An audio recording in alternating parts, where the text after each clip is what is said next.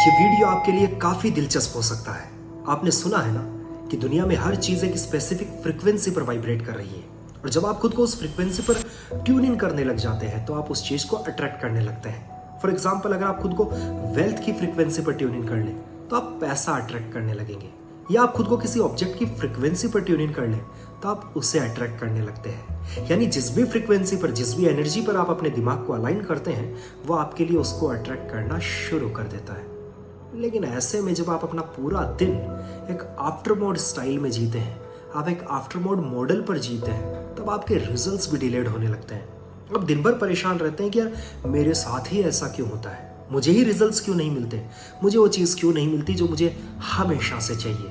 For example, क्या आप जानते हैं आपको बिस्तर से उतरने के पहले ही अपने दिमाग में 3 पॉजिटिव स्टेटमेंट्स डाल लेने चाहिए।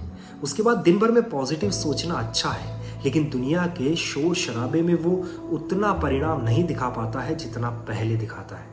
या फिर मेडिकल इमरजेंसी आने पर या डॉक्टर की सलाह के बाद हम मेडिटेशन करने की या वजन कम करने की सोचते हैं। The after mode model.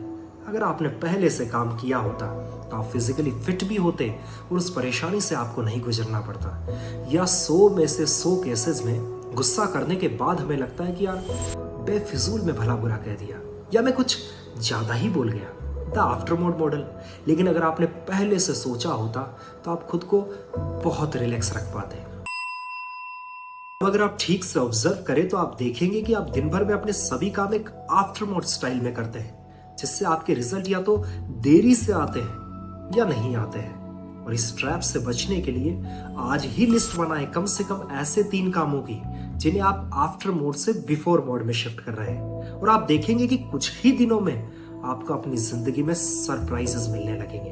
और मुझे कमेंट करके कम से कम एक काम के बारे में जरूर बताएं, क्योंकि जब आप डिक्लेयर करते हैं तब आपके किसी काम को करने की पॉसिबिलिटी 5 गुना बढ़ जाती है। जय हिंद।